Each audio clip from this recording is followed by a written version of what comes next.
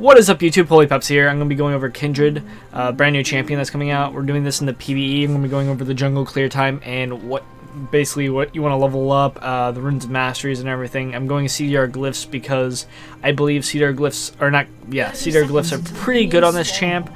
That'll mean that it should be weaker to AP junglers, and if she decides to go in on AP mid gank, but I think it's actually worth the risk. And overall, you want to rank up W the time you're here, right? So don't rank it up when you're in spawn. Just rank it up here. This way you can get about, I want to say 70-ish movement stack. Okay, I'm at 75.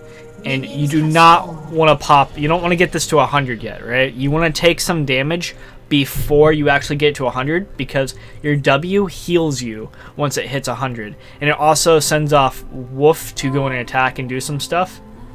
So your W is basically a spell that sends this little Woof guy to go and attack people. Also it sets up an AoE area, which reduces the cooldown of your Q, which is like kind of like a volley.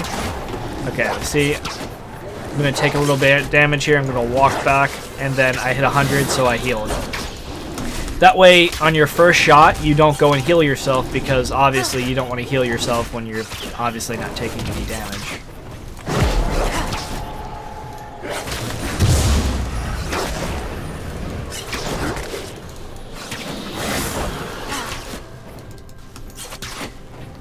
Alright. That isn't too bad considering I have health pots left. Alright. Once you get your Q, you can easily kite. This will make stacking a lot easier. I should say getting those movement speed stacks. This way you can basically effectively clear the jungle. You don't want to max your, you don't want to get your E early on, because with what is it, 13% CDR, it's 14-second cooldown, so that's ridiculously long.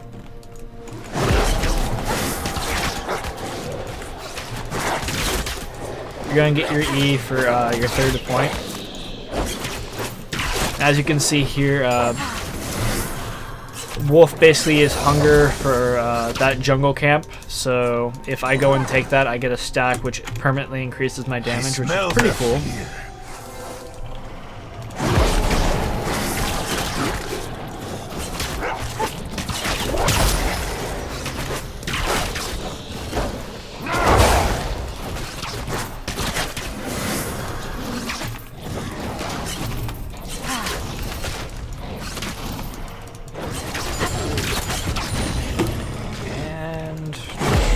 Here.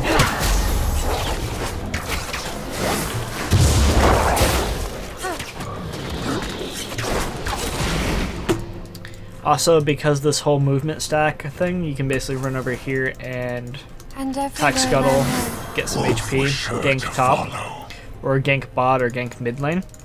So I like this champion. It's pretty cool. You can use the Q to basically jump up here. It's just basically your standard gap closer that can jump over obstacles. I think the clear time is actually not too bad. You cannot clear worth a damn if you don't get W. And saving your W for basically getting up to 70 stacks is the most efficient way to basically save a health pot or two. That way you can always put up a health pot to basically be full HP when running up to gank here. Of course, you could always basically go start blue and then rush to their red and invade. I'm actually going to check to see if I can actually do that. I'm fairly certain I can. So let's check. They laugh and scream and dance and flee. Okay. Yep. So this champion's really good at invading. Anything with a gap closer like Vi that can go over walls, Vi can really effectively invade. So I'm just going to be showing you guys what it looks like if this guy actually hunts something.